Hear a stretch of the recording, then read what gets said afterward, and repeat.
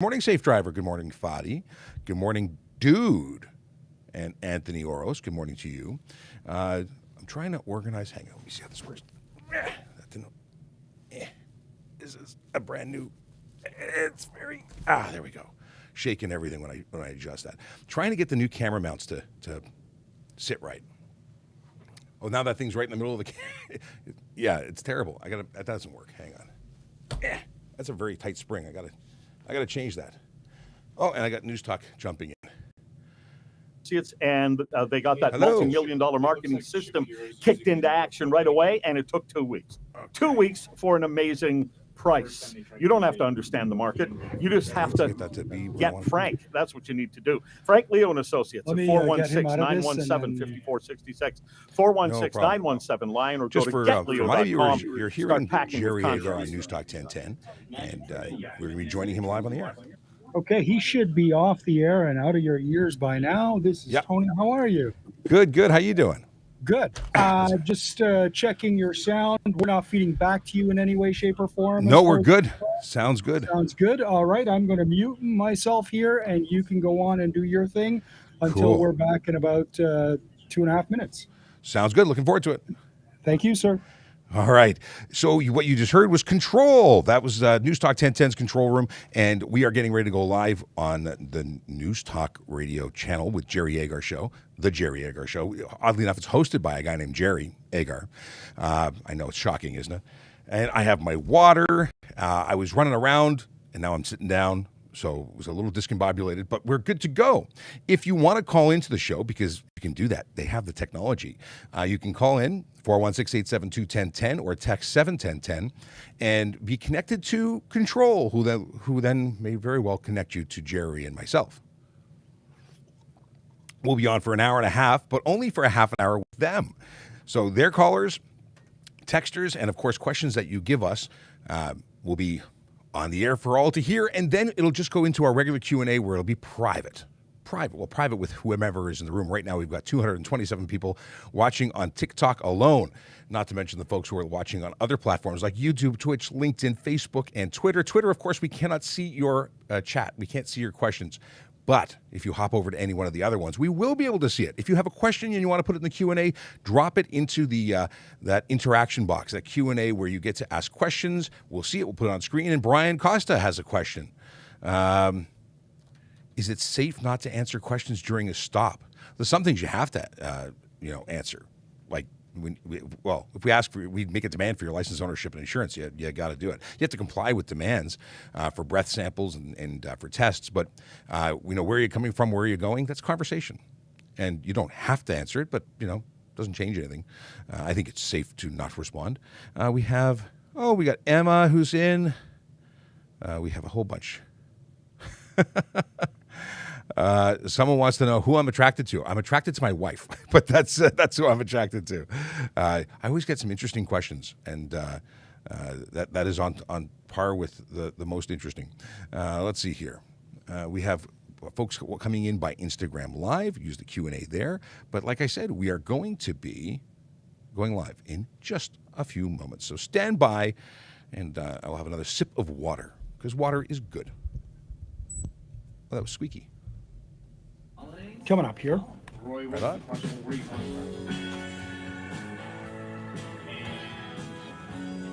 Yeah.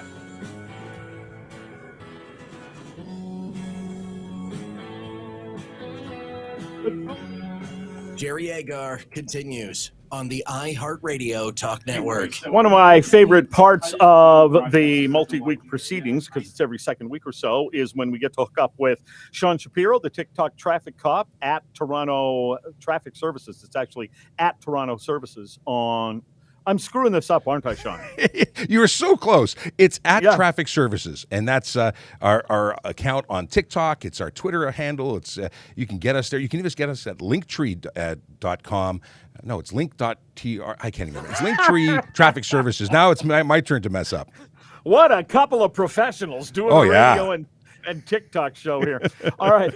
Well, let's talk traffic. That's the whole idea, is that we're hooked up both on the TikTok show and my radio show with Sean Shapiro, Constable Sean Shapiro. Is it legal to drive at night with your interior lights on? Amazingly, although I was raised in a household that told me it was illegal because the police were going to pull us over, it is actually not illegal to have your interior lights on while driving. It's not a good idea. It does mess with your night vision, your ability to see out of the car. So we don't suggest you do it, but it's not illegal.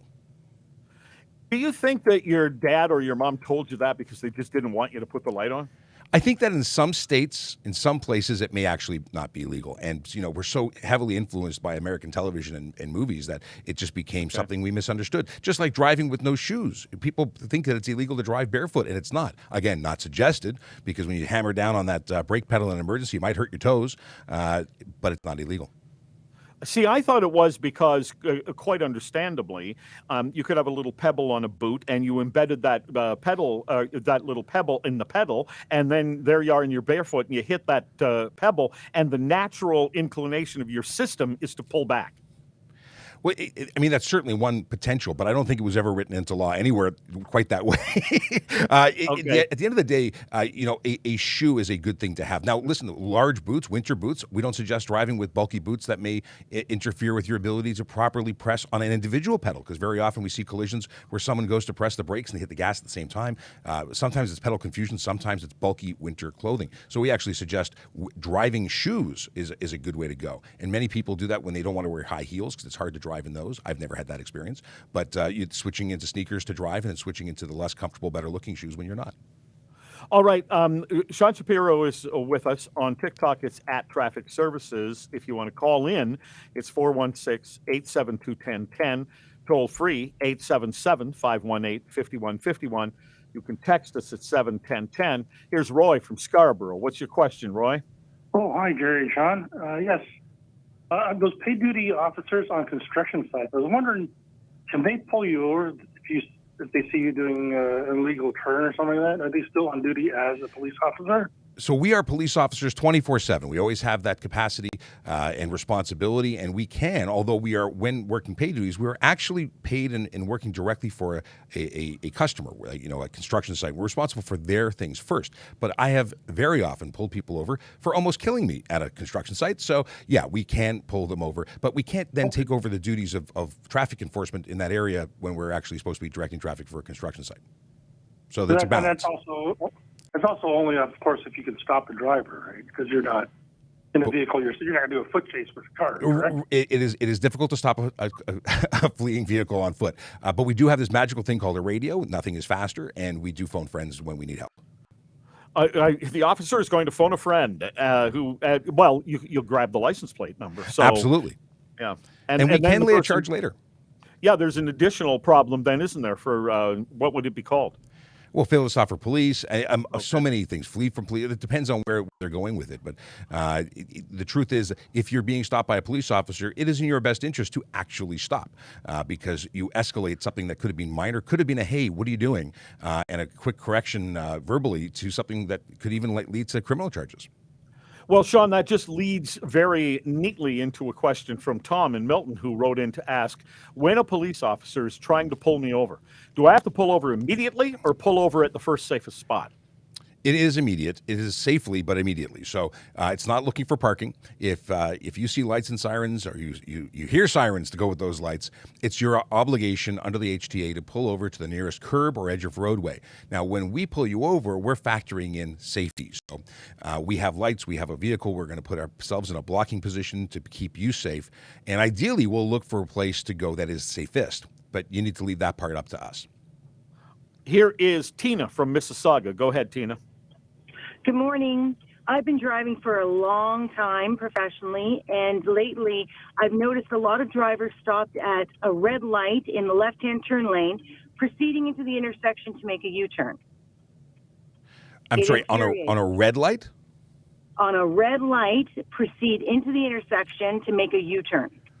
Well, that is not legal. On a red light, you cannot enter the intersection. And we have heard many people asking about this, so it must be a fad, but it's not a legal one. Yeah. On a it's green light... a lot in the 905. And that may be where people are coming from other countries with different habits, or people who listen. I'll tell you something else that I'm seeing very often. It's people who are not stopping while making rights on red. They're just driving through, and I see 4 or 5 cars go through at one time, making a right on red without coming to a complete stop first, which is of course something you legally have to do. So there's a lot of confusion. Maybe people need some tickets. Okay, so just to be very clear, if it's a red light means stop, then you look around and say, look safe to me, and make a right-hand turn. Right, and this only became an issue recently where people are asking, I got a ticket for from a red light camera for making a right turn. I'm like, did you stop first? They said, no. I said, that's why. Yes, you are obligated to come to a complete stop at a red light, regardless of what direction you want to go in afterwards. You have to then make sure that it's safe to proceed, and only then can you initiate your turn. And it's the same for police. Police, even with lights and sirens on, have to come to a complete stop before proceeding through a red light. Now, this is an interesting question from Dora, Sean. The man who hit my car failed to remain at the scene. The cam footage I have of the license plate is blurry. Can police enhance that and clean the image? Sadly, we don't have that fancy movie time stuff to do much with video. We can enhance some things, but very often dash cams don't have the ability to capture the information, and blurry is exactly what you've got, and we can't make better of it. It's always worth to submit it because we can actually, at times, find other video to substantiate, but that video can't necessarily or generally not be improved. One of the phone companies is advertising right now that if you have a blurry picture, some system in the phone will actually fix that and unblur the image. I don't know which company it is because I buy a phone for a phone, not a toy. But but apparently that technology is getting better and better. And that's a lot of that goes into how much light they have, what the raw information is. Nighttime is more often than not when we don't have good image. And when you talk about a 1080p or a 4K camera, we're talking about a very small percentage of that sensor being able to capture, and there's just not enough information to fix. But when you see sharpening in a photo, like when you take a picture of mom at graduation or something, they can do minor changes to make it a little bit better. But if her face was completely obscured, there's no bringing it back. Here is Al from Scarborough. What's your question, Al? Yeah, hi. Just to follow up with that person about pulling over safely, I've noticed that a lot of times police will pull over somebody during rush hour on a main street when not that far away is a side street and they could go there and not hamper traffic. I don't know why they do that, where they stay on the main street. Well, we stop someone when we see them. We don't know where they're going to go next. We're behind them, and getting them to turn off onto a side street requires communication, which usually requires us to walk up to the driver's side. And at that point, we've effected the stop. We're not going to move you again, unless it was really dangerous. We appreciate that it does often slow down traffic temporarily, but we have to stop them in the most efficient way possible, and that's where they are. Theoretically, I'm being pulled over, and I'm on a main road, and a lot of traffic is going to be hampered, as the caller is suggesting. If you pull me over and I see we're coming to an intersection, I stick my hand out the window and indicate to you that I know you're there and I'm just going to take the corner. Will that work? Well, I mean, it's better than just taking off. It's certainly not. If it's something reasonable and obvious, it's not going to cause a problem. It might cause a problem for you afterwards when you're trying to get back onto the road. And your best practice is to simply come to a stop. Certainly offering to pull off the road or into a parking lot may be something we figure out once we've had a basic communication. I don't suggest taking side routes. A smaller side road may actually be more dangerous because there's no room for vehicles trying to get past you to get around. Now they've got to go into oncoming traffic to get around. So ideally, do what the law says, pull over to the nearest curb or edge of roadway, and then if you're concerned about safety and location, bring that up with the officer when they come to the window. All right, we will continue here in moments. Sean continues on TikTok at Traffic Services. This is the iHeartRadio Talk Network. Awesome. 9:45 News Talk 1010 Time Saver Traffic. And if you guys can mute on your end so we don't get Jerry while you're on commercial break, I think you've already done that. That's amazing. Then I don't have to mute and we don't miss any timing when we come back. Just a shout out to Kayla Draconis, who is saying hello, but only staying for the radio show portion. And Chase says, no show tomorrow. No show tomorrow. Thank you for bringing it up. I am going to be at the dentist. It's very exciting. I love the dentist. I kind of love my dentist. He's a very good friend. It's a platonic love, but it's love. And then Ryan Pinn, good morning to you. He's our driving instructor from Nova Scotia, who brings so much good stuff. We also have the safe driver who's on TikTok, and he is a driving instructor. He's a driving instructor's instructor. instructor who actually trained Ryan Pinn or was involved in the training. I don't know how, were you in a car together or was it just online? I don't know, but there's a relationship there. There is a connection. Big Jeff Fresh, 100% working in steel toes all day. Love switching to something else to drive home, especially after 10 plus hours a day of work. That's a good point. Steel toes. A friend of mine is a chiropodist who says, do not wear steel toes unless you absolutely have to. So if it's a safety thing, but as soon as you can change out of them, apparently it's bad for your feet. See, now we're the chiropodist show. Maybe we should have her on as a guest. We have, what do we have? I have to send an email. Did I do it already? Let me second. 1 second here. Important stuff. Good. Okay. I think we're good. I think I sent it to the appropriate people. There's just stuff and things that are going on. Yes, we did. All right, good. What do we have here? We've got so much to talk about. And, of course, we are on for 1.5 hours. Well, now we've eaten into it by a quarter of that, or a quarter of an hour. We're on for another hour and 15 minutes answering your questions. If you don't know who I am, my name is Sean Shapiro. I am a police officer. I talk about traffic safety, traffic law, and police stuff Monday to Friday, except tomorrow that I'm not here. See, 'cause things happen. It's the real world. I got to go to the dentist like everybody else. And we're here otherwise for you. It's a question and answer thing. It's you ask us questions, we give you answers. We know lots of stuff. We don't know everything. And what we don't know, we tell you we don't know. But we have lots of great people that we have as resources, so I can ask people about stuff that I don't know. You know, occasionally I need to phone a friend.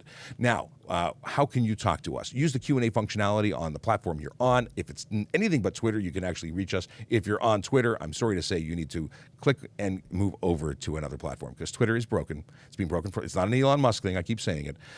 What can I tell you? I can tell you that we have things to talk about soon, one of which is the Magic of Vision Zero enforcement team. We'll tell you where they are at 10 o'clock. That's what we'll change over from radio Q&A to telling you about the VZET team and where they're enforcing the law today. We're going to talk about stuff and things like, what happens if you get into a collision? Because winter driving tends to mean more collisions. At least we talk about it more often. We're going to talk about impaired driving. Do you know that we do something called RIDE? Do you know the origins of RIDE? I think it's cool. We'll talk about that too. What else? We got Ryan Pinn who says it was online training, but have from time to time texted and emailed. Oh, this is talking about the inner workings of his knowledge and connection to Scott Marshall. He's a magical man from Happy Land. I always say that about him. Does anyone know what that reference is? The magical man from Happy Land? If you do, make sure. Hey, where are you guys watching from? Let me know in the comments where you're from, where you are. I'm always interested to know. It makes it interesting. And if you can share this live with anyone you think might benefit from it, we'd appreciate it. If you can tap that screen, if you're on TikTok or on the Instagramming thing, apparently that tells people that this is worth watching. So it brings more people to the party. Also, if you miss anything, if you find something that's really interesting, but you say, what did he say? You can get this episode on YouTube, on our YouTube channel, which is Traffic Services Toronto Police, after the show. It is live there now, and you can always review it afterwards. In fact, we have hundreds of episodes because every day is logged there for later. Hey, want to become a member of the Toronto Police Service? We are hiring. www.tps.ca/careers. Everything you'd ever want to know about how to become a member of our service. Great place to work. You should join. No, seriously, great pay, great people, great benefits. What else could you need? We don't have Ferraris. I can see some people like wanting Ferraris. Okay, what do we have here? Right. Cool. Checked up on an email. I think we're good to go. I don't know how far out we are, but momentarily we will be joined by Jerry Agar on News Talk 1010. You can get the show, Get to Control, by calling 416-872-1010. You can also text to 71010. Let them know stuff you want to talk about, but we're also going to grab questions out of the Q&A. We got 25 questions that have come in, and we are going to talk about whatever it is you want to talk about. And good morning from Wasaga Beach. I asked this, is it Wasaga or Sega? I want to know. That's simple. Here we go. Oh, I see. Okay. Control room mic is hot. Okay. Listen anytime, anywhere to News Talk TPS 1010 TPS Toronto website. through your Apple CarPlay TPS, or not CPS. Android Did I Auto. say CPS? Jerry TPS. Agar Toronto Police Service. continues. And it's another segment with Sean Shapiro, the TikTok traffic cop. He's on TikTok at Traffic Services every day answering traffic questions. So every couple of weeks, we dip in for a bit and get some questions answered. Sean, I have a special guest asker right now. He used to be the technical operator on my show. He's now working on the morning show, and Tony is with me. But Nick Mariano has a question. Hey, Sean. Nice to talk to you. Nick, long time no talk. I have a useful question, I think. So, if let's say I'm driving and my wife is following me, we're going somewhere and she bumps into me, do I have to report that to the collision center? This is an odd question, my friend. The deal is that if you have more than $2,000 damage between both vehicles, then yes, you're obligated by law to report it. You can do that at a collision reporting center. Police aren't required to attend that scene unless other curriculum or criteria are met, like someone being transported to hospital by ambulance or criminality of some kind. If it was minor, you just made contact, there's no damage, it's not reportable. You don't need to report it anywhere. Is this a theoretical question, Nick? No, this is hypothetical 100%, because what happened last week where we were following each other. We didn't collide, but I was thinking about it. I have to ask Sean this question. So if that happens and it's less than $2,000, I'm sleeping in the guest room. Who hits who? I guess it depends if you're sleeping in the guest room. Notice he put his wife in the position of being the one who would be in the wrong. I noticed that, yes. Thanks, Sean. Always appreciate your support. Pleasure. Here is Bruce from Burlington. What's your question, Bruce? Oh, thanks for taking the call, Jerry. Yeah, my question is, if you have an accident in an intersection that has a red light camera, would that camera record the accident? Great question. We don't call them accidents. We call them collisions because somebody's responsible for it. It wasn't just an oopsie-doo. In terms of those cameras, those are very specifically calibrated to catch people as they go. They're still cameras. They're not video cameras, so it wouldn't be captured. Okay. Thank you very much. You're very welcome. Okay, so it's working kind of in the way that a motion detector works. Exactly. It's set up to figure out exactly where you are at that time, and if you go past the line after it's red, those seconds count. It'll capture you, and it takes a series of still photos. Okay. Here is Clyde from North York. Go ahead, Clyde. Good morning. Is it legal for a construction worker on a roadside to wave you through a red light? It is not, although many people try and do that. They have very specific duties. They can tell you to stop, they can tell you to go, but they cannot supersede that instruction of a signal, a traffic signal. So if you don't go, they get really frustrated. They can't wave you through a stop sign either. They get really frustrated. But yeah, not legal for them to do that. Clyde, thank you. We've never had that question before. That's a good question because I'm sure it does cause frustration and maybe it causes people to be yelling at one another. But good to know. If I ever see a situation like that, I'm going to tell the guy, I am not going to break the law because you want me to. Well, that's it. And it may be a harmless thing to some. They consider it harmless. But it's technically breaking the law. And I've had long conversations with people, and they're like, well, what do you know? Like, I happen to be a police officer. They still argue. Yeah, there you go. Here is Trevor from Malton. Go ahead. Hi, guys. We got new bike lanes in our area now, and I just want to know if it's okay to do a drop-off blocking the bike lane. You want to pull into the bike lane to drop someone off and then leave? Right. Is that legal? Is that legal? No. My understanding is only if it's for an accessible permit pickup and drop off or taxi, I think they can have the ability to block. I don't think you can do it with a regular vehicle. And I say think because I recently had this conversation with Erin, who is our parking aficionado. Aficionado? I don't know. She's the guru. And she let me know that you could do it for certain conditions. I wasn't even aware of that. So maybe we should have a follow-up and bring Erin back to the air and talk more about it. Yes. I would love to have her back anyway. Let's do it. So, yeah, because it was fun when you had her on. Took a little bit of a curve from what you and I do, but I thought a really useful one because, hey, if we drive, we park. So it's good to know what those rules and regulations are. So let's set that up. Here is John from Niagara. Go ahead. Hey, Sean, thanks for taking my call. My 17-year-old daughter ditched our car just ever so slightly into a ditch, and there was some damage to the bumper. When I showed up on the scene, the cop said that we had to get it towed, even though my daughter drove the car out of the ditch. And then she was pushing me towards going through insurance. And in the end, the tow that was just 5 minutes down the road to a reporting center cost me $600. I don't feel like I was served well by my local police, Niagara Regional Police. Well, what do you think? That is something you can certainly take up with them. I can tell you that as a police officer, if I believe that vehicle is unsafe to drive, I'm going to tell you you can't do it, and then you can't do it. You have to opt to tow. And there's things like latent, what do we call it, triggering of airbags, where there's a collision, the front end bumper is damaged, and then someone drives away, and the airbag deploys later. Very dangerous. So there's good reason to tell you not to drive. Now, in Toronto, I can't speak for all regions, obviously, but in Toronto, the drop fee at a reporting center is paid for by the reporting center. It's nothing out of your pocket. So if you were in Toronto, that wouldn't have cost you a penny. Obviously, you're outside of that area, and they have different rules and costs involved.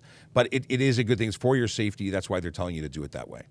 All right, thanks for your call, John. It's a kind of subjective call, I guess, on the part of the police officer, but the airbag might go off later. I have not heard that before. Yes, and that's one of the reasons why they suggest for emergency responders never to duck into if there's a collision, we don't stick our bodies in between you and the steering wheel, because they can deploy, and we've had people injured because of that.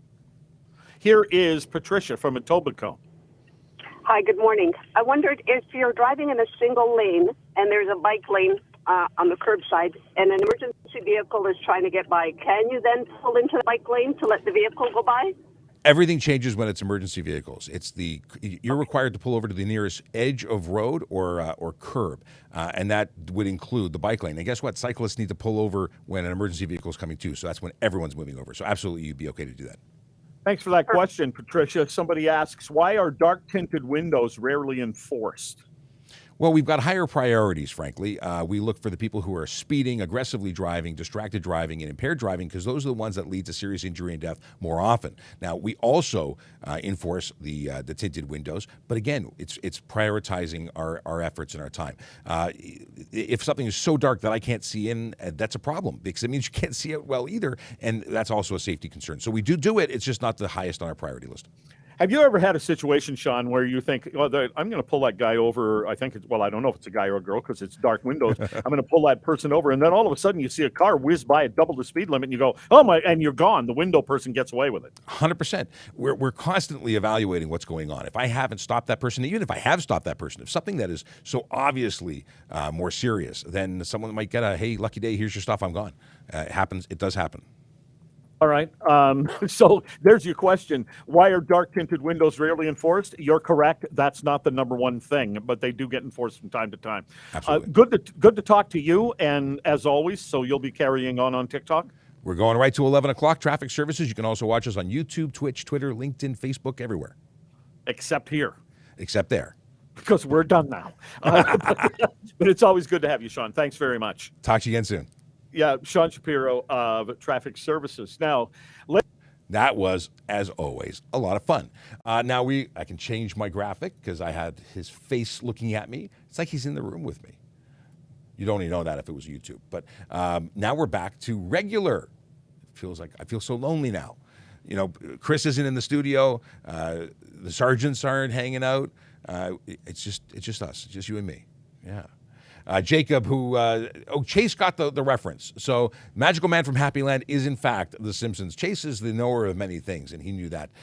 So he's in Waterloo region, and he is, throwing in his 2 cents about The Simpsons. 100%. The Simpsons, are you Simpsons fans? Did you grow up watching Simpsons? You watch it now. I have Disney Channel. Apparently, you can watch everything. I've not watched any Simpsons on Disney, but apparently the entire library is there. So that's something that when my kids are old enough, we'll start watching it. I'm not sure if they're ready for that. But I do want to watch it with them. Jacob says, good morning. And he's got a test at 10. Well, it's 10. Okay. I had a student driving when a traffic control person tried to wave us through a red light, ended up educating the traffic person that we can't go through on a red light. Good man. Ryan's just spreading knowledge everywhere. And, oh, look at that. Akela's meeting was canceled. He's sticking around for the whole episode. Akela is involved with the city of Toronto, knows lots of stuff and things, and gives us some great tidbits of information when we have questions that enter his realm. Let's see what's going on here. Regulations for passengers on motorcycles. Well, there's no age requirement. There is, however, a requirement that they touch the foot pedals, the pegs for passengers. And, of course, they have to wear helmets and all that stuff. And a personal suggestion and requirement in my world is that they have to be responsible enough to be a passenger. If you have someone that's going to freak out and end up, leaving the bike, like jumping off of it, falling off of it, can't hold on, you got to be confident that that's a passenger that's going to be safe. Good morning, Brody, a RCMP from Labrador. Hey, that's awesome. I'll have to add you here, follow you back. Oh, I see your red surge in your profile pic. Awesome. We'll have to chat. I always love hearing from police officers from around the world and around, of course, Canada.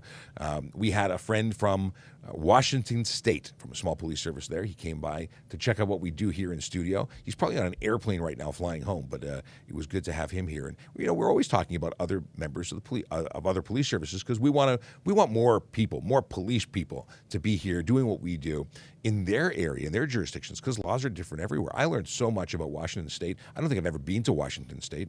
No, I don't think I've ever been there. But their laws are significantly different, and every state and every province has different laws. And when you talk about the differences between Canada and the United States, about how they do things, like, give you an example. Murder in Canada, it's a federal crime.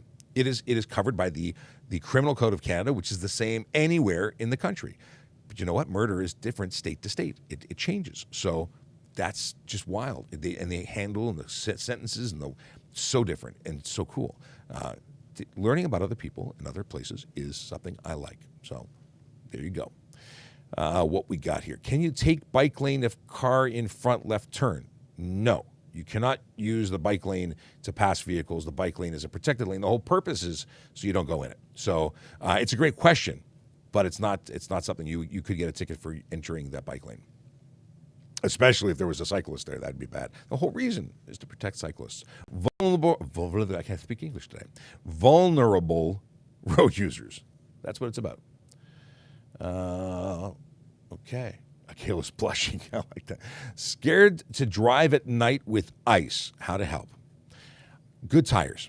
Good tires make you feel a lot more confident. It may not be 100% perfect, because tires will not. Sliding is sliding, and four-wheel drive gets you going faster, but doesn't stop you faster necessarily. But tires do make a big difference. And if you've never had snow tires, you're up for amazingness when you do go there. And let's see this. I can't move my computer. I was moving some equipment around. Now things are flopping over. That's not good. Hang on a second. I got to move this out of the way because I want to use. Stand by. That worked. I need to get my Mac in view. Because I've got Volley, which I just noticed on my phone, a message popped up. So I want to have it on screen. And I see that Chase put up a question or a statement or both.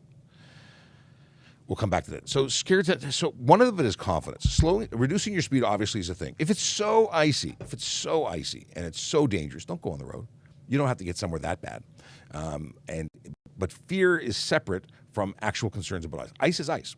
Slower is better, and good tires will help, but will not, be the 100% solution. And getting experience is another good thing.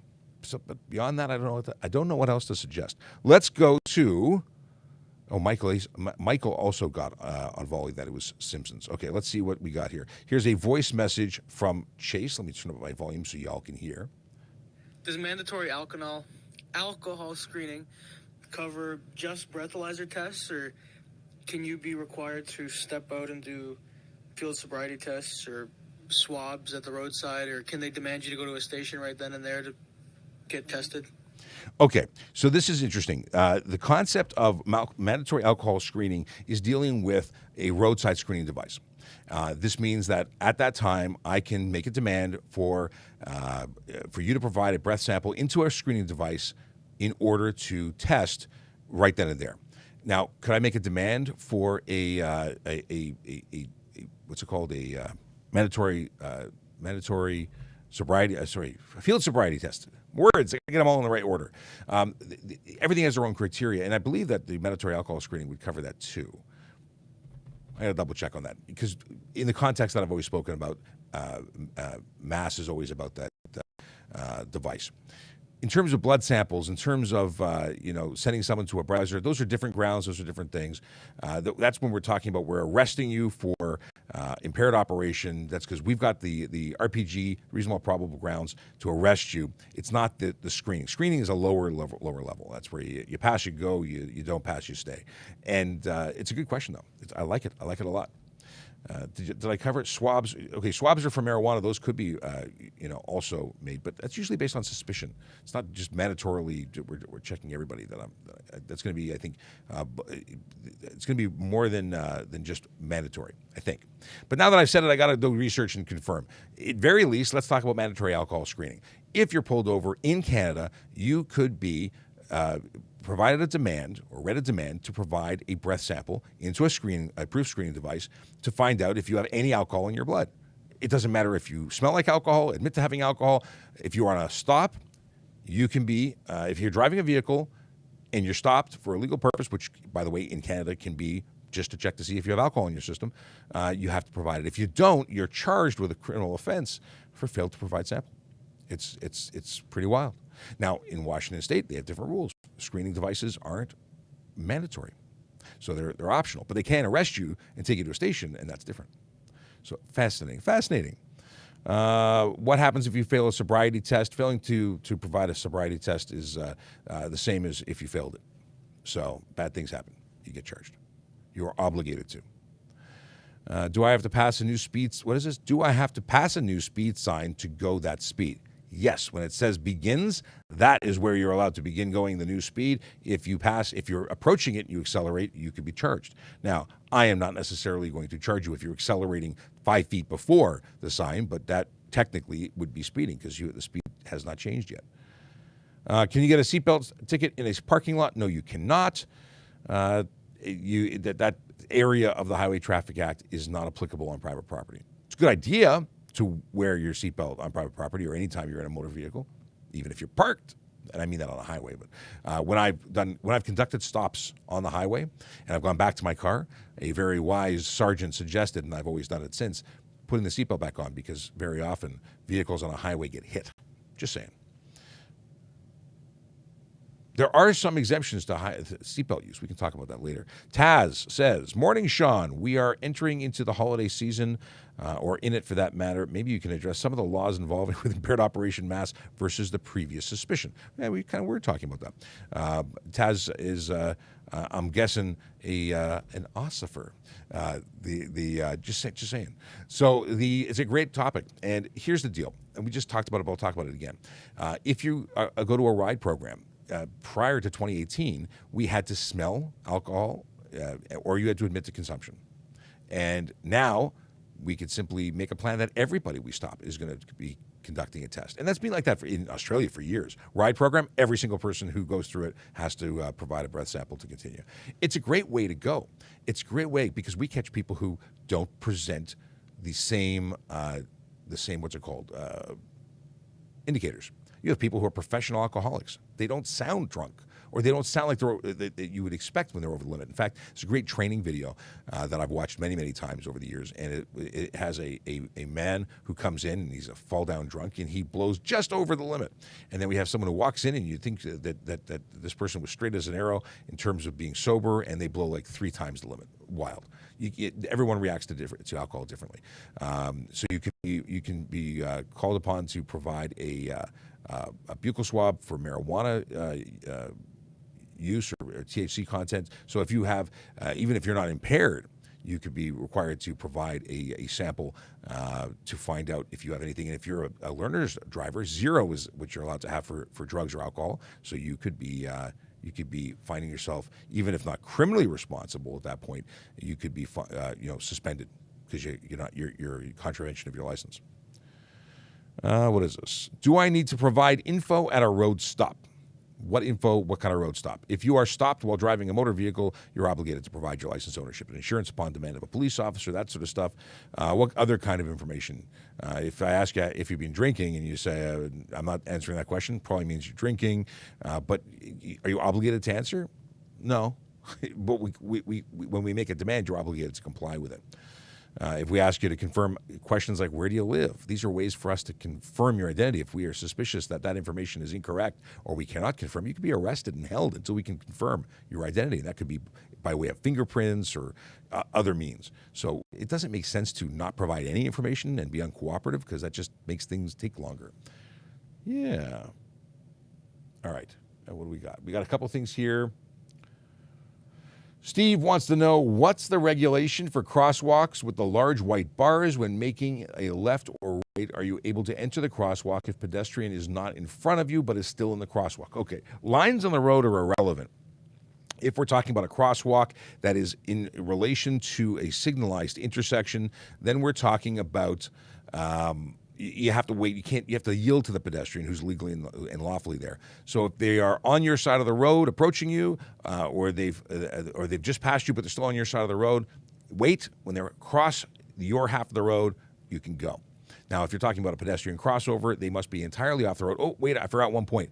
If a crossing guard is in the intersection, they got their stop sign, they're a crossing guard, you must wait in a signalized intersection until all parties are completely off the roadway before you enter the intersection or enter the crosswalk. When you're talking about signalized, the pedestrian crossovers, they are not related to a regular intersection, and they have the flashing lights, how do they, I guess they're marked differently in different areas, but pedestrian crossovers, they require you to be completely off the road, regardless of there being a crossing guard present.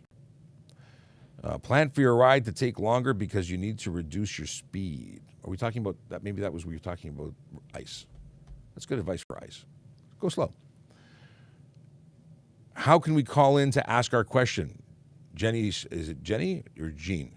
I don't know how to read your name. John? I don't know. When we were on the radio, you were able to call in. You can't call in now, but you can ask the question just like you asked us the question here. You can Are quick release steering wheels legal in Ontario? No. They're not. They're not intended for road use. And additionally, they would require you to take your airbag out, which is in itself against the law.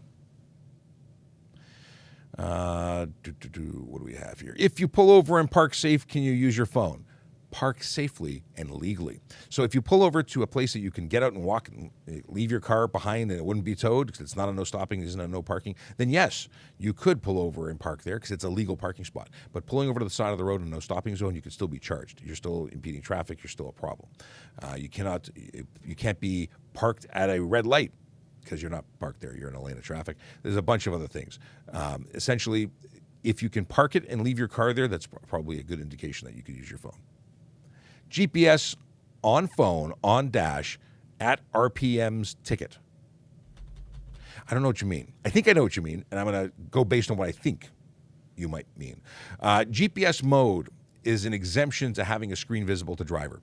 So you can't be watching The Simpsons when you're driving, but you can be watching or referencing your GPS on your phone, on your dash, whether it be mounted or however. It can't be loose, obviously, because then that could be a hazard. But if you're not touching it or interacting with the phone, you're just looking at the GPS mode, that's okay.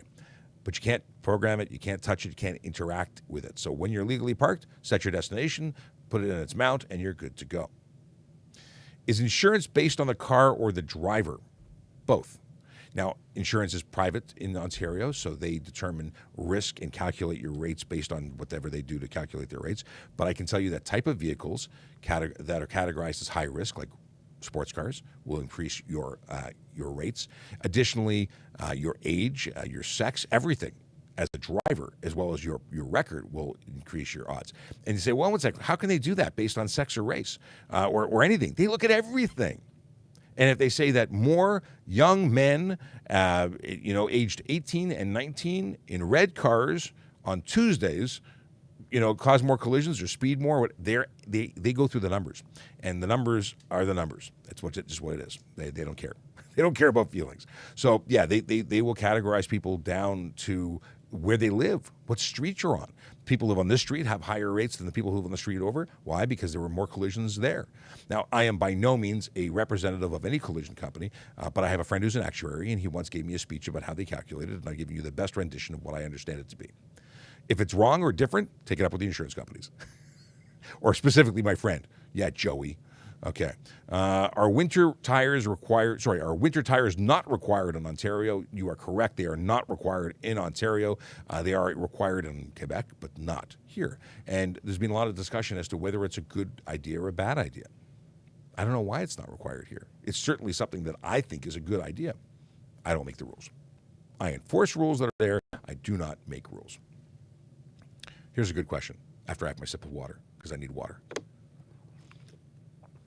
And before I answer the question that's on the screen for the people who are on TikTok, I should also mention that my name is Sean Shapiro. Some of you may not know that. I'm a police officer with the Toronto Police Service. I go on to TikTok and other social media platforms to answer your traffic and police questions. I do it Monday to Friday. I'm not going to be here tomorrow, but normally I would. The show's called Ask a Traffic Cop because I'm a traffic cop, and I know some stuff. I share it with you because we want to make people, more knowledgeable, safer, and have fewer tickets. Okay. Speaking of tickets, do camera tickets count towards penalty points? The answer is no, not here. In Ontario, municipal government runs the program for the enforcement cameras, and they do not. It's a different section of the HTA. They do not attribute points to a driver. They are responsible of the responsibility of the owner to pay. So regardless of who's driving, the owner gets a ticket, and that's because there's no proof that that person was the person driving. There's no points attributed to it. Now, in Australia, you get points. So be thankful you don't live in Australia. Sorry for anyone who does live in Australia. I love Australia. I got friends in Australia. I got family in Australia. But hey, you get tickets there, and you get points there from a camera. What do you think? Do you think that's a good idea or a bad idea? Inquiring minds want to know. We already talked about seatbelts in a parking lot. That was a no. Can you pass on the shoulder? No. Except sometimes. You can't do it when you're driving. But if you're on a 2-lane road and someone has slowed to stop, has slowed to make a left turn, or is in the progress of making a right turn, and there is a paved shoulder, then yes, you can. If you're at speed, you cannot. There was a video that circulated. I think we did the response to video to that, or at least I had planned to. I thought about doing it. Whether I actually did it or not, I don't know. They cannot. Well, we talked about it on the Jerry Agar Show. That's what happened. So you can't be doing 60 or 80K on the shoulder to pass someone. That just makes you a bad person. What do we got here? How do you handle sovereign citizen people on stops? For people who don't know what a sovereign citizen is, it's someone who says, "I don't accept your authority." I think that's a Simpsons. No, that's a South Park reference. The fact is they don't acknowledge that they are members of Canada. They're not Canadian. They don't acknowledge their name. They say it's a corporation. They have a whole song and dance and a binder of stuff. If you want some entertainment, watch some videos online. There's a whole lot to watch. In other words, they usually get arrested. That's usually what happens. They think they're right. Someone gave them some really bad information, and they think that the laws don't apply, and they don't acknowledge them. They don't have licenses. They don't have insurance, and they get charged for all those things. And then they go to court, and they give the courts a hard time. So very often they get arrested. That's how they get handled. And it's not that we want to arrest people. It's just people who break the law, and they do so in such a way that arrest is the solution. Arrest is what happens.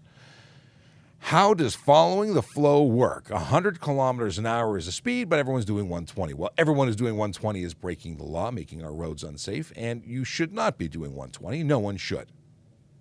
There is no law for flow of traffic, by the way. So will you get pulled over if you're doing 120? You might. It might be someone doing 125 when someone's doing 120. The fact is we can't pull everybody over. We'd like to. I'd like to. I should specify that I'd like to. Because you shouldn't be speeding. And if everyone just acknowledged that they shouldn't be speeding and didn't speed, then it would be the only person who started that whole mob mentality of I'm going to go faster, I don't care, and then everybody else just followed suit. It's mob thinking, not good. It's not, just drive the speed limit. Stay to the right, drive the speed limit, and you won't have problems. Don't be in. Now, if everyone's doing 120 and you go to the passing lane, which isn't the thing, but we call it the passing lane, even though it's not a passing lane in law, don't be the guy that hangs out there, because people who are choosing to make the roads unsafer are now going to unsafely pass you on the right, and that just adds to the mess. So if you do the right thing, stay to the right, and drive the speed limit. Thank you. Thank you for coming to my TED Talk. Do I get my fingerprints deleted from a database, or how do I get it? If you are someone who is eligible, and I don't know what the eligibility is, you would have to contact, I think it's the RCMP, but you can certainly get information about that through our website and or the RCMP website. I would talk to our records people. They'd probably be able to direct you. I don't know the ins and outs of it, but I know it's being done. I just don't know the details. Information services. What did I just say it was? Records. Contact records. You can get their information at tps.ca. You know what else you can get at tps.ca? You can find out how to become a member of the Toronto Police Service. www.toronto. I was going to give you the old, it's now tps.ca.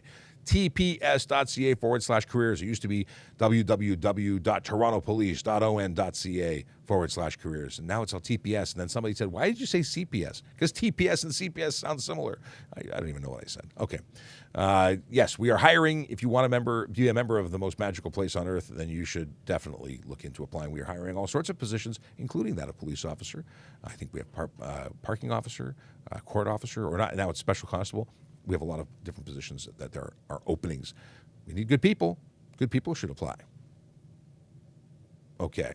Crystal says, is there a special sign that we can get for police to understand we have children in the vehicle with special needs? I'm not aware of a special sign. However, that could be one of the first things you say. You know, the officer comes up and they say, hello, can I have my license owner, your license ownership and insurance? And you say, absolutely. And by the way, I just want to let you know that my child or someone in the vehicle has special needs and they react a certain way. Just get it out there.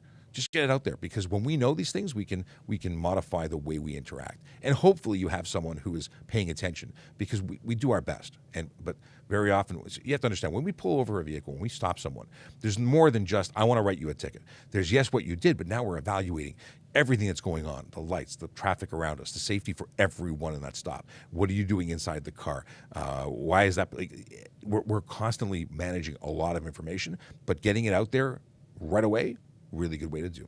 Before you even hand over your information, like as you're handing it, just want to let you know, it's really important. And you can say, do you have any questions for me about what you can do to be better for them? Like I don't have a script, because I've actually never had anyone say it to me, but this is me coming up with a solution for you on the fly.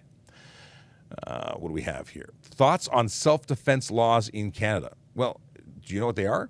You're allowed to use everything up until lethal force if you are defending your life, like to prevent yourself from being killed. But you can't just kill people. So it's a very fine line. Expect to be arrested if you use force. Definitely expect to be arrested if you use lethal force, at which point you have a long journey with lawyers. So self-defense laws in Canada, if you're talking about that, the fact that you can use lethal force at times, if you're justified, and that will be weighed after you've done it. The best thing you can do, in my opinion, is not get into that scenario. So if you can get away from a situation, get away from a situation. If you can de-escalate and run, de-escalate and run. This is not a stand your ground situation. We're just not that way. Florida is. We are not Florida. Is Toronto police still RCMP? I don't think I've ever been asked this, because Toronto police has never been RCMP. Ever. RCMP is a federal police service. They're in charge of, like policing in Canada, but the responsibilities are divided. And we since the inception of the Toronto Police, there's been no other police service. We were we had multiple police services, like we had the North York Police, and we had the Leaside Police. We had, there were different police services, then amalgamated into the Metropolitan Toronto Police, and then we became Mega City, and that became the Toronto Police Service. Mega City. When is the last time you heard about Mega City? It's a long time ago. I saw someone used bands on the seatbelt, including special needs in the event of a collision where the driver is incapacitated. I think I have seen those. I think I've seen them. I don't know if I've seen them, but you know what? Is it the Mandela effect? You said it, now I think I saw it. So this is where you get a sort of like a pad that Velcros onto the seatbelt cross strap, and it has markings. And I think I've seen something like that. All right, what we got here. Can you please look at my question on your last video? Chloe wants to know. I will have a look for your question on the last video. I can't look at it right now because I'm in a live, but I do make efforts to go through all of the videos and all of the questions. And if I miss you, I apologize. You can always DM me as well. If you're trying to get a question answered, it takes forever because I get thousands and thousands of messages. But I do appreciate and I try to respond to all comments and messages. It's not easy. I do my best.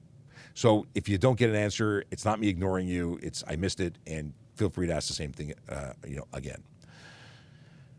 Lives are a good way to do it. Hey, volley is a good way to do it. You know how you can get a hold of me? Go to www.trafficcop.ca. That is a website that takes you, or that web address, that URL, will actually take you to my link tree. That link tree takes you to all of our social media, both the voiceover cop stuff, my LinkedIn, as well as all the Toronto Police proper stuff. You can even go and find great useful links like, how to check if a vehicle is stolen before buying it. Check the RCMP database. How to check if someone's license is valid before you loan them the car. Because guess what? You're responsible. If you loan someone your car and they're not licensed, you can be charged under the HTA. Did you know that? If you watch the show, you do. So if you're watching and you don't follow us, please follow us. Whatever platform you're on, follow us. Because we talk about stuff like this all the time, and we're available as a resource for you. Hey, share this with other people. Let other people that you think might find some value, and maybe they need to improve their driving. Maybe you just want to mess with them. Maybe you just want them to be safe.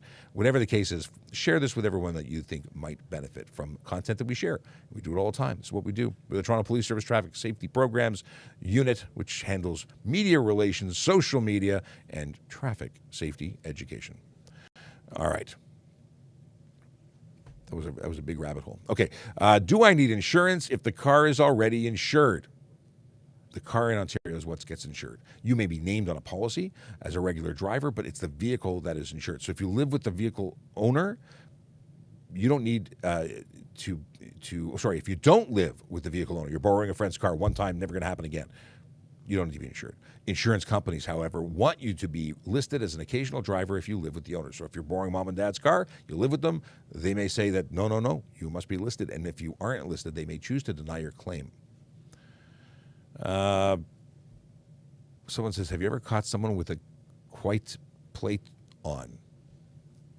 I don't know what that is. Fake plates? We've had fake plates before. Lots of fake plates. People think that an artist rendition of a plate is a plate.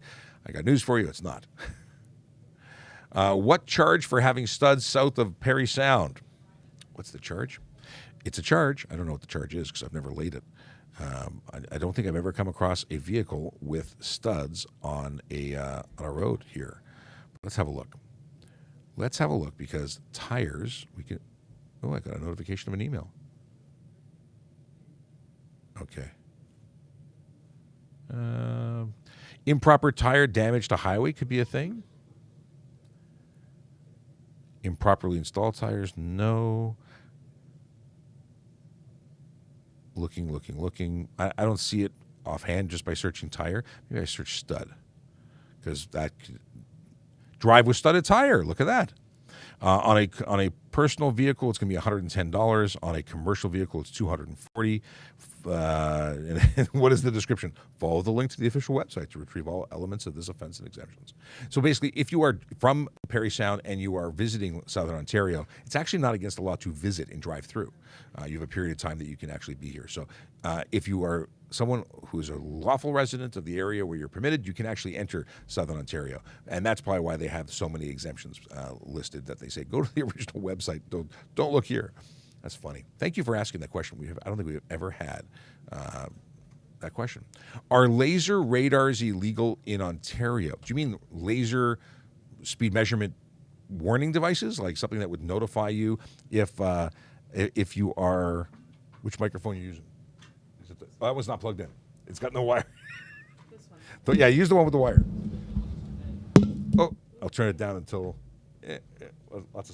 we've moved some stuff around here. Is it okay? Okay, we're good. Okay, we got you. Microphone is hot. Good morning. Good morning, Sergeant Kulik. How you doing? I'm good. How's everybody out there? They're good. I'm speaking on their behalf. I'm just taking liberties and assuming that y'all good. The question was, are laser radars illegal in Ontario? So radar detectors or laser detectors or speed measurement warning devices or jammers, all illegal in Ontario. Can't use them. People think they can. People want them. I've got some very, very strong feelings about them. I have lots of strong feelings about many things. But the goal of those is to allow you to speed and not get caught because they warn you when we're around and then you slow down temporarily. So they're not good to have. They're illegal to purchase, to sell, to transport, and what else? I think that covers it all. Sell, and buy, and use. We have some powers for search and seizure. Superpowers. If we believe, just the belief that you have it in there, we can search the vehicle and all occupants inside the vehicle. We can even disassemble the vehicle. I mean, I don't think taking the tires off is reasonable, but we can take some tools out and dig into the car, and we take it apart. We don't necessarily know how to put it back together, so that's on you. Most people, when we pull them over and we have suspicion, and then the tools come out, they just give us the thing. We can seize that item. You don't get it back, and you do have to deal with the ticket, which is $170 and 2 demerit points. Akela says, hi, Sarge. Hey, how are you? He's good. He hasn't responded yet, but, taking liberties here. What to do if a driver throws garbage out the car? It's littering. we charge them with littering, and I have done that. I had someone who went through a stop sign using their cell phone and threw a cigarette out the window. I don't think they were wearing their seatbelt. They got all the tickets. That's like, some people. It's just kind of gross and dirty. Like, would you throw your garbage in your own house on the floor? You wouldn't, right? Maybe they Would do. you go to somebody's backyard barbecue and throw your garbage on their lawn? You probably wouldn't. So why do it when you're driving out the window, right? There are garbage cans everywhere for you to use, and use them, right? Yeah. Get a little bag. So many nice ways to control garbage inside your car. I have to talk to my daughter about that. I have to get her a bag for Kleenex. She has a stuffy nose. She needs a specific place. Otherwise, she just goes, "Here, Dad." I'm like, why are you giving me your Kleenex? Oh, that's disgusting. And I wonder why I'm congested. Akela says, "Not bad yourself." See, I was right. Okay. Are impaired driving offenses on the rise? On the rise from where? We had last weekend or the weekend before, we had a spike. It was like 25 arrests and 9 warnings. I'd have to look up what last week was. But it's certainly, there's certainly people who are still choosing to drive under the influence of drugs and alcohol. It's not cool. It's never been cool. And why it's still being done, I just don't understand. Anything over 0, people driving impaired is too many. So just make the right decision. And, it's the festive season, the holiday season. There's lots of parties going on. Choose your ride home wisely, right? Do you want to ride home in the back of a police car? No. Do you want to ride home or ride to the hospital in an ambulance? No. Do you want to go to the morgue? No. So, choose your ride, right? Call a friend, pre-plan, do what you have to do to get that done. So we're out there all year round, but you'll hear a lot more of it on the radio and TV and stuff like that for the ride season. We just want to make sure everybody gets home to their loved ones. So That's the goal. It's such a simple goal, but it is the goal. We want everyone to be safe. And that means, making sure you're doing the right thing, not just for you, but so you don't kill somebody else in the car, on the road. Last weekend, this is posted December 5th, Scott Matthews says that we arrested 16 people for impaired operations offenses, including a driver that backed into a police car trying to flee from a different crash. That also includes a driver that almost hit an ambulance and an unlicensed driver that stole his girlfriend's car. Good decisions being made by people all over the place. incredible. My wife defends my daughter's honor by saying, she's little. Take it and go. The Kleenex. Yeah.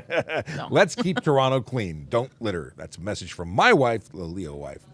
But we talk about the holiday season and ride season. I have to let you know that ride season is every season. We don't stop enforcing impaired driving. It's one of the priorities of the Big Four. It's something that the VZET team always does.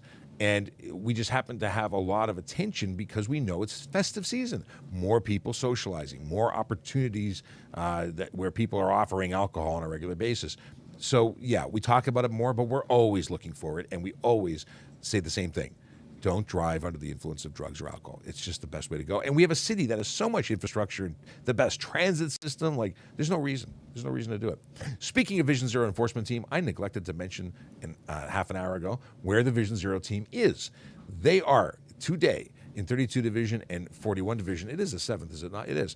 32 Division and 41 Division, which may mean very little to most people, but those are the communities, the neighborhoods of Downsview, Willowdale, Newtonbrook, Bathurst Manor, Dorset Park, Kennedy Park, Birchcliff, Cliffside. And if you live there and you didn't hear me talk about your neighborhood, they're not avoiding you. It's just we're talking about the ones that most commonly get referenced. Hey, if you want your neighborhood to get put into one of our hashtags, tweet to us. Respond to Twitter. Traffic Services is our Twitter. We're on Instagram. We're on Facebook. Those messages go out every morning to let you know where our officers are focusing their efforts. And you message me. Somebody said, you don't ever talk about my community. Why are you ignoring us? I'm like, we're not ignoring you. We just didn't know that you had a hashtag. Give us a hashtag. We'll use it. Okay. Chase says, what do you think is a good way to get people with lots of money and expensive cars to slow down? I feel like tickets and fines don't have the same effect.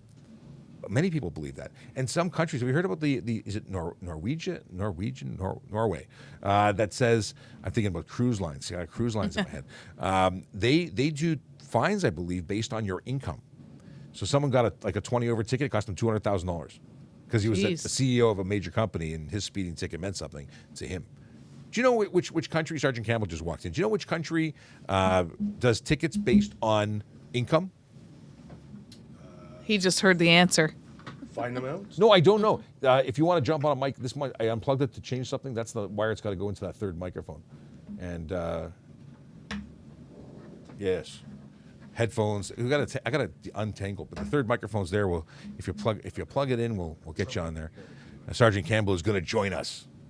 He's feeling like I'm feeling. We're a little under the weather today. Well, at least 2 out of 3 of us are under the weather. Some people are sparkly. They're just happy. Well, I had my turn under the weather last month, so Yeah, we're even. And I'm definitely not the sparkly one. You're not the sparkly one today. Well, I have sparkles. I'm shiny. It's different.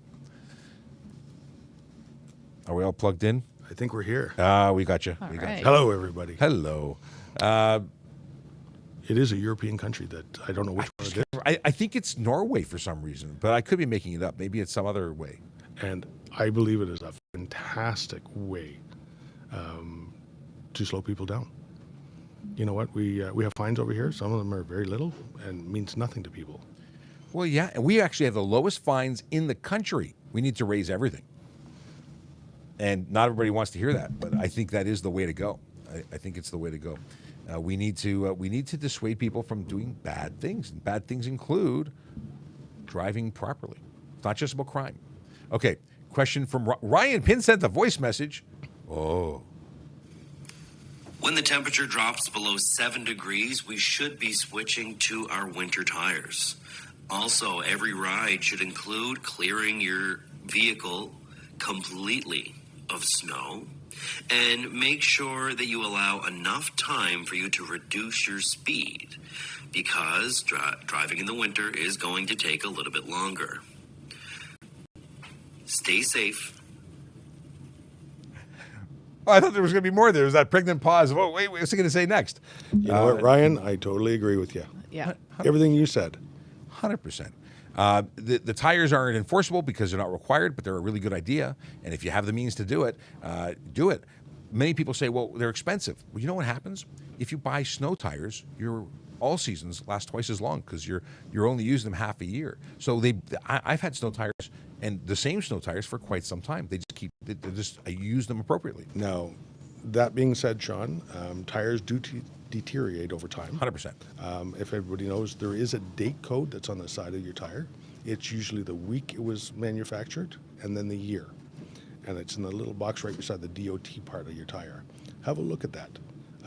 Anything over than 5 years old, especially for a winter tire that is supposed to have a softer compound, you will not get any benefit out of it if it starts to harden up. Well, I was going to say, they do get harder, which means the softness that is required for winter driving in ice and that grip in the lower temperatures is useless. Right. Good to know. We have a question of, can you cut through a parking lot to avoid a red light? We've talked about this before. And it's funny because there's no red light skid or go through private property ticket. However, there's some obligations that you must meet. You must do it all in safety. You have to signal, and you have to stop when you're re-entering the road before crossing a sidewalk, because those are obligations you have. So if you just drive quickly through that private, let's say gas station that's very often a corner, you could be charged under the HTA for re-entering the road, failing to yield from private drive, and there's a number of options. So whatever you do, you must do in safety. And you know what? Additionally, in the city of Toronto, we have a bylaw. You have to stop before you go across the sidewalk. Mm-hmm. Another one that's going to slow you down. Is it safer? No. Does it cost you a little bit more time just to wait in traffic and cross at the intersection? Yeah. And where have you got to go that you're going to take 30 seconds off your, why? If you leave and give yourself the appropriate amount of time, which is what we suggest you do, because that's just a safe way to go. If you reduce your stress, if you allow yourself the time to get somewhere, you don't amp yourself up. You slow down, enjoy the ride. You maybe listen to the radio, a podcast, learn something. Enjoy the was it Stop and Smell the Roses? Maybe not when driving. You're going to have a safer outcome. It's the rush. It's that increasing your speed. It's adding stress. That's when collisions and bad choices happen.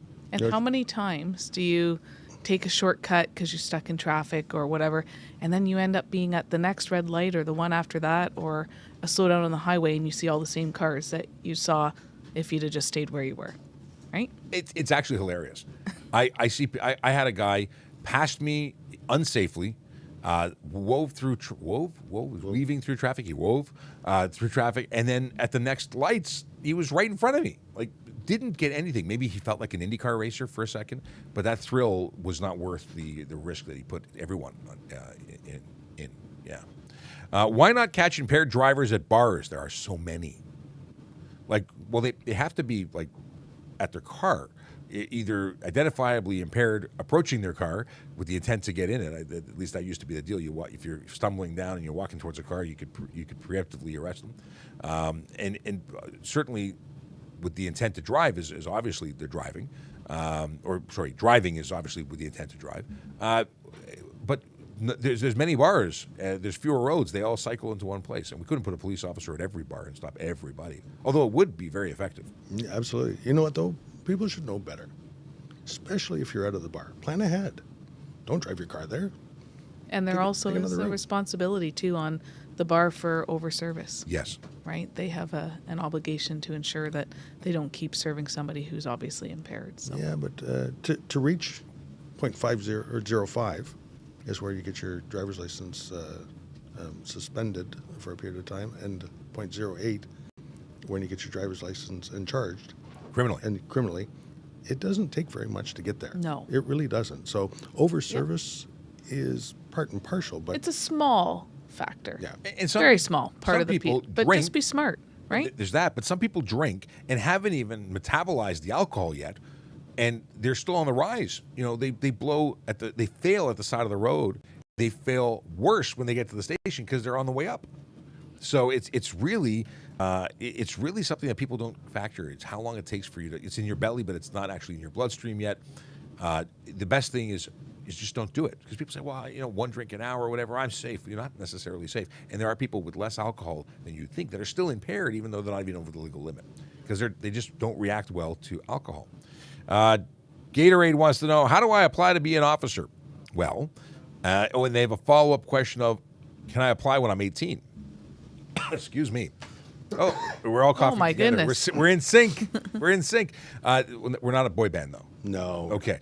Can I apply to? So the deal is that we are hiring. To get the information on how to apply, go to www.tps.ca/careers. And there are quite a number of positions that we're hiring for. You can apply when you're 18, although historically we've been seeing people who are closer to 30 years old getting hired. That number is going down. Our chief was saying that we're hiring younger and younger people now, just because it's a trend. And if you meet the qualifications, by all means, you should apply. Yeah, and there's not just officer positions. We have civilian positions. We have special constable, all kinds of different opportunities depending on where your interest lies. And clerks, come on, check analysts, it out. IT professionals, yes, lawyers, parking enforcement, TikTok people. Maybe one day. Steph wants to know a collision. I'm editing on the fly. She said accident. I'm saying collision, exiting highway ramp. Who do you report it to? Is it the highway or the local police? Well, actually, depends if you're it on depends. the ramp or. That's our favorite word. Yes. Now, if you've broken the seal, it's now we'll use depends in every sentence. The highway traffic act says you must report it to a police officer. If they won't take your report because it's a road of different jurisdiction, go to that. You're really far from the mic, so I know. I'm trying not to cough on it or sniffle in it. Or, it doesn't really matter. You report to who has jurisdiction of the roadway. If it's on an off-ramp on a 400 series highway in Ontario, then it is the OPP. It could be the OPP on the side roads as well. And the deal is that if it's a serious collision and 911 is where you're calling, they're going to direct you to the most appropriate place once you told them where it's occurred. So worry less about who to call. Make the call to make sure that you're getting help if that's what's required. If it's really minor, I think that's when we can spend time to figure out who the most appropriate place is. But obviously, if something's serious happening, 911 is the way to go. We got Brian, who asked a question: is it illegal to cut in front of someone driving faster than you? Is it illegal to merge to the leftmost lane on the highway in front of someone who is speeding? Yeah, that sounds like bad ideas. And cutting someone off, making an unsafe move, or doing something intentional to express your frustration could even be criminal. Dangerous driving. Maybe those were things said in jest, but I don't know. Chase has sent an audio message. Let's see. I saw a construction worker standing on the side of a truck, like on the side rail, while it was driving. They were going slow. but they were standing there so they could pick up pylons and throw them in the bed. Are you allowed to do this? Very interesting question, similar to that of a garbage truck. Well, actually, we had the conversation with garbage trucks, so I went to my commercial motor vehicle people to find out where in there might be an exception, because they're not seated. They're not on a skateboard attached. So we're trying to figure out exactly what area of law or exemption. And I think they're actively working in that role in a position designed for them to do that, I think. Yeah, I believe so. I believe there's less and less people on the back of garbage trucks anymore. Sorry. Momentary pause. I'm going to play music while you dive. No. So for the people picking up the pylons, obviously there was a road closure there. So can they be riding on the back of the truck on a closed road? As long as there's jurisdiction to close the road, then yes, they can. So not a regularly open road. That makes a lot of sense. Yeah. Interesting stuff. How long does a DUI stay on your record? Well, DUI, driving under the influence, is a criminal charge. Your criminal record doesn't expire unless you somehow qualify for a, what is it called? A pardon. A pardon, and that's a process. So if you were to be convicted and you don't get a pardon, which is a process that you must apply for, then it's there forever. And you have to remember, too, with a charge like that, or any criminal charge for that matter, if you like to travel or cross the border into the U.S., certain offenses, and potentially that one, could restrict your entry from crossing. They can deny you. So they can deny you. A gentleman, I saw this on a TikTok, a gentleman had minor amounts of marijuana, and federally marijuana is not legal in the United States. He was banned for life from entering the United States for possession because he was checked. And they can also deny you, same deal, for having a criminal record. They say you're unsuitable to enter the country. We can do the same thing for people entering Canada. Yep. And I don't think there's any opportunity to appeal that or anything. Appeal. Thank you. That's the word I wanted. That's your choice. Yes. Can you do a U-turn on a highway? That's a very bad idea. Well, what do you mean are you by asking high? As a highway? The 400 series highway? True. I mean, or Highway 7? Or I immediately assume a controlled access highway, which is an expressway or parkway. You're not allowed to go onto the center grassy knolls and things like that. That's a charge. I think that's a charge anywhere. But if you're talking about a regular street, which is technically a highway, or actually not just technically, it is a highway in the province of Ontario. You can, if it's not signed otherwise, if it's not in an area that's specifically prohibited, like as you're approaching a bridge or bridge, viaduct, tunnel, railway crossing, curve, crest of grade, ton of them. Oh, I'm going to sneeze now. Well, we're just with the sickies on this show today. What is this? Can commercial vehicles park other side to deliver? No. The only people who can park on opposite side of the road are people with accessible permits. Did you know that? I didn't know that. I didn't. There is actually an offense in the city of Toronto, left wheels to curb. And that same offense, I do believe, carries on, I don't know if it's other jurisdictions or in the ACA as well. But there is an exemption for accessible permits because there are people who cannot get out on the other side of the car. They can't unload or load wheelchairs. So there's an exemption. And I learned that from our parking guru, TPS_Bikehart, who's here but not here.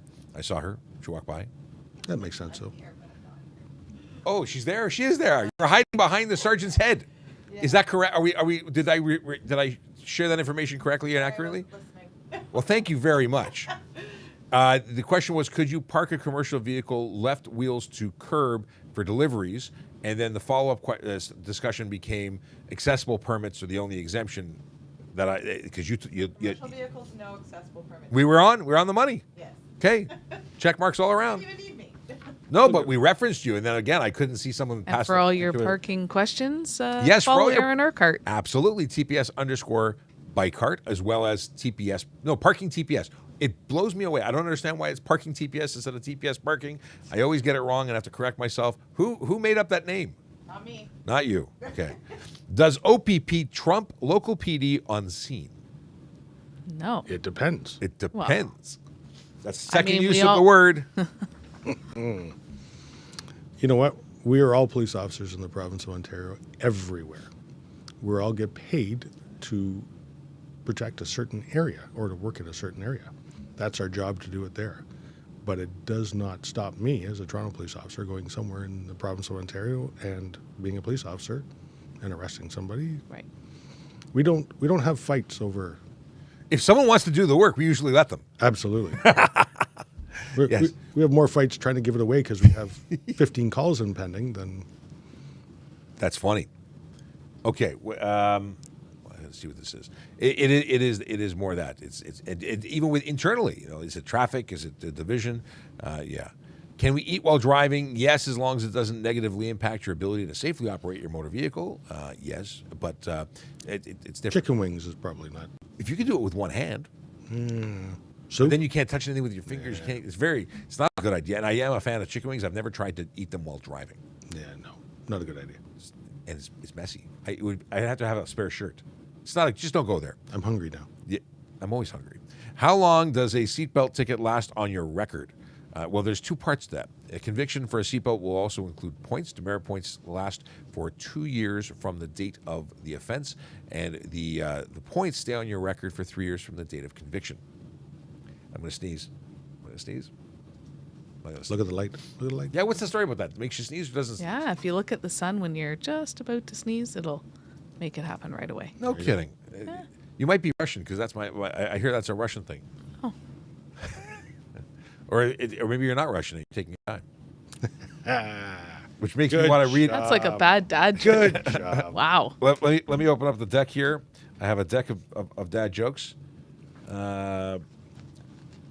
I had a good one this morning. Have you heard the rumor going around about butter? Never mind. I shouldn't spread it. Wah, wah, wah.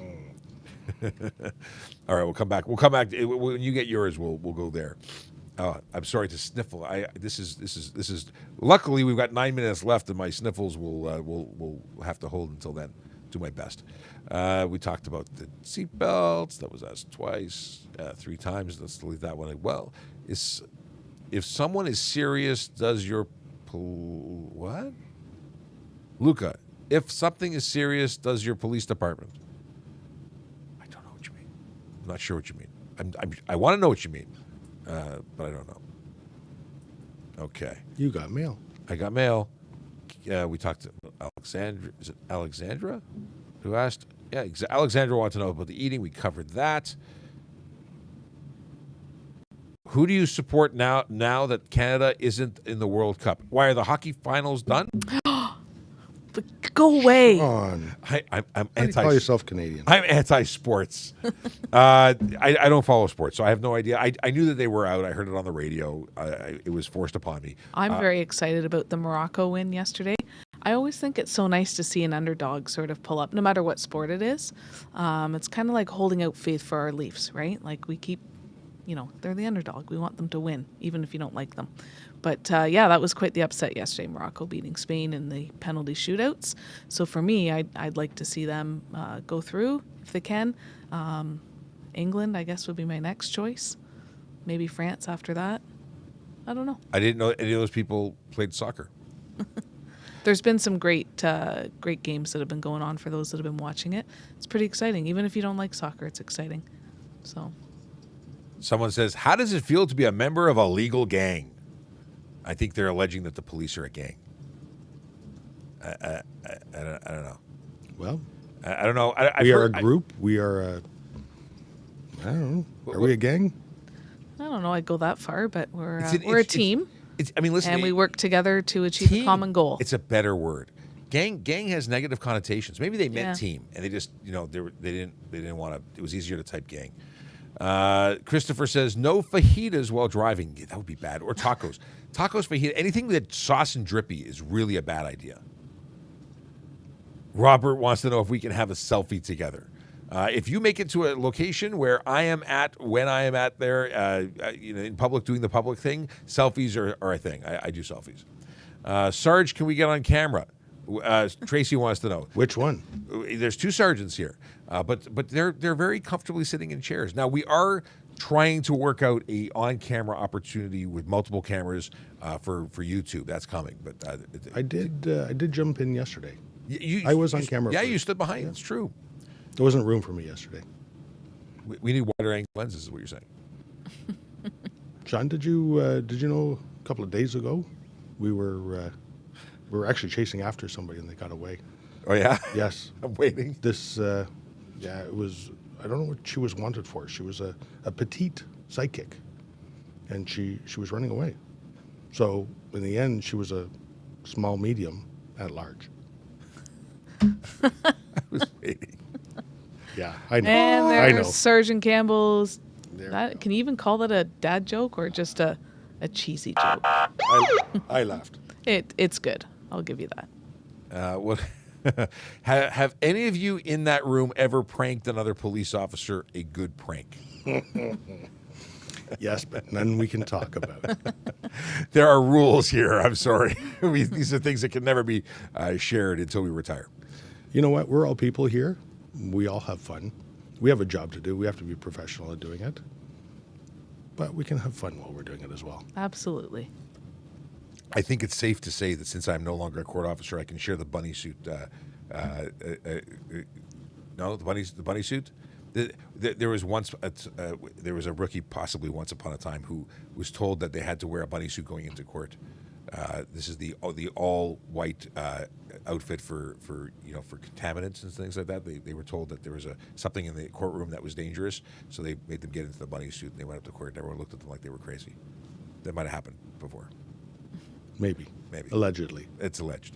And two, you have to remember with our job, when you're on the road, a lot of times you will have either a permanent partner or regular people on your platoon you work with. So you're spending 10, 12, 14 hours a day in the car multiple days a week with that person. So you develop, a friendship, and it's healthy to joke back and forth and stuff like that. So yeah, sometimes we do. But doing things that really annoy them, probably bad for the long-term relationship. Question, are there any HTA laws about dogs or even cats on people's lap while driving? I see so many people lately with that happening.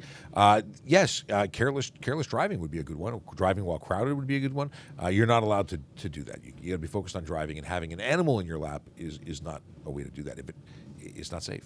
It's unsafe for you, for one, but also if you get into a collision and that airbag comes out, it's probably going to kill your little dog there and subsequently injure you with the after effects. Yeah, from they have it. bones and sharp things.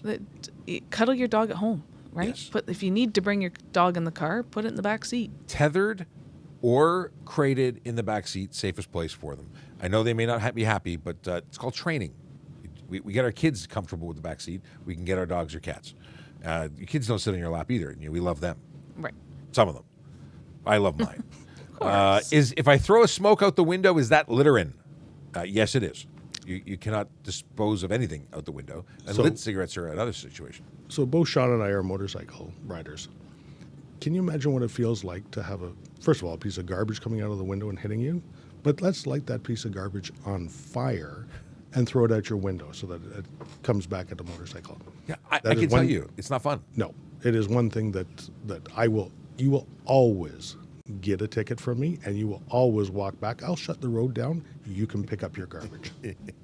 I can tell you that I've seen mattresses on fire because, mattresses being transported, loads being transported, someone throws a smoke out the window. In some places where forest fires and there's dry, like in LA, that's a major offense, I believe, because you could start a forest fire or a wildfire with a cigarette being tossed out the window.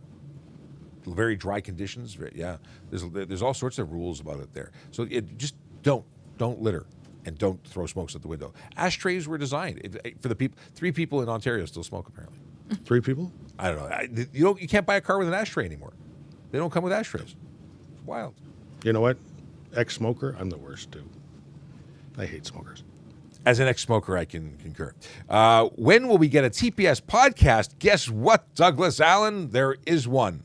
It's called TPS Traffic Jam. You can get it anywhere where traffic, wherever you get your traffic. It's actually wherever you get your podcast. It's on Spotify. We host it on Anchor because it's free, but you can join it. TPS.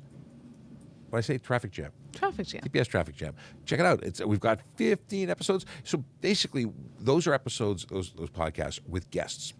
We talk about traffic stuff. We jam about traffic. We've got some good ones there. Check it out. It's the safe way to enjoy what we do, what we produce here online. I don't know. A lot of people said, "How do I listen to your live stream when driving?" And you can't do it really legally. I suppose you could tune into one of the apps and then put it in your glove box, but you can't touch your phone. You can't look at your phone. So I don't know if you'd want to listen to us for this version, but the podcast is pretty cool. I like it. We got a bunch of really exciting episodes coming your way. December 15th is going to be a really good one. Now, it will not be published on the 15th, but we're recording it on the 15th, and that is the team from the Automated Enforcement Group from Toronto, City of Toronto. So red light cameras and speed cameras. We're going to talk about stuff and things with them, and get you a perspective that you may never have had before. I'm excited about it. Learn more about that stuff. We'll let you know when that publishes.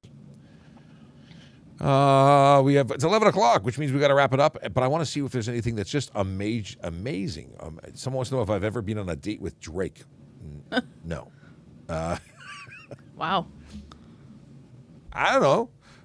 People talk about Drake all the time. I don't know what the obsession with Drake is. Is it because he has a big house or fancy cars or drive? I don't know. I don't know what the attraction is. I'm not quite into that type of music, but lots of people. What are, is I that? guess. But he's actually very talented. He is. He's very talented. I Local listen to homegrown podcasts. boy. Yeah, my cousin. I say cousin, very close friend of the family, was on the show with him. So I don't know if she's ever dated him. Don't know. Are we supposed to drive with lights on all the time? It's a good idea. You don't have to.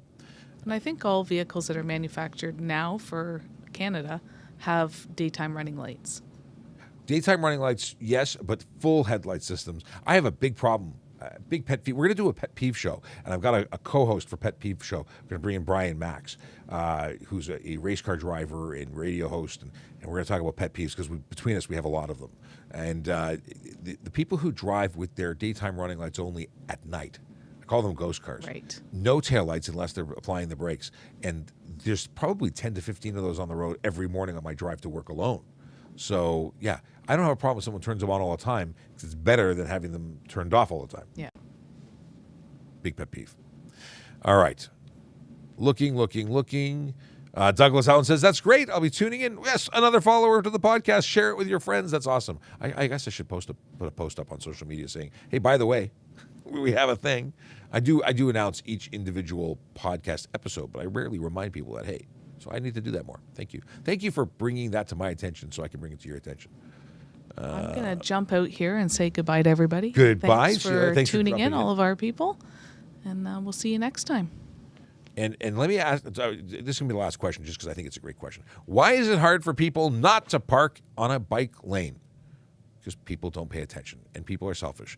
And many people just do what they want to do. And then it's up for people like me to write them tickets and people like Aaron to give them tickets to remind them that they need to be good humans. And that's what it's about. Doing the right thing, keeping people safe.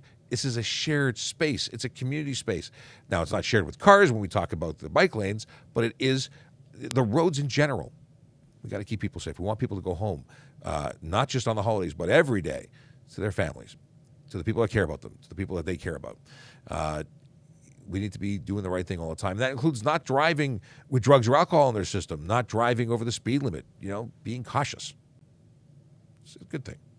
And, we're entering, or we've entered, I guess we're in the holiday season. It's my favorite time of year, as it is for so many other people. And it's my favorite time of year because people make an effort to be nice to one another. I think that's great. I'd like to see it all the time. I don't want to ruin Christmas and make it Christmas all the time. I want to make that concept of being good to one another an all the time thing. So thank you, everyone, for spending time with us. We'll be back on Friday for Friday. No show tomorrow, so we will not see you then, but we will see you soon. See you on Friday morning. Have a great day. I'm going to put a song on. It's the same song as every day.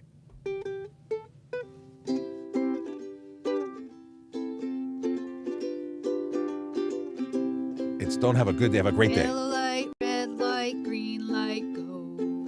Driving safely helps the traffic flow. Watch for pedestrians, look out for bikes, and don't drive like a jerk that no one likes. Yellow light, red light, green light, go. Driving safely is the way to go. Put down your cell phone, nobody needs you to text and drive on the DVP. Yellow light, red light, green light, go. Stop at stop signs, look both ways, then go. Seatbelt, save your life indeed. And watch your driving, don't speed. Yellow light, red light, green light, go. Driving safely is the way to go. Don't drink and drive or smoke some weed, because you might go to jail and not get free. Yellow light, red light, green light, go. Driving safely helps the traffic flow. See you Friday. 10, 9, 8, 7, 6, 5, 4, 3, 2, 1, 0.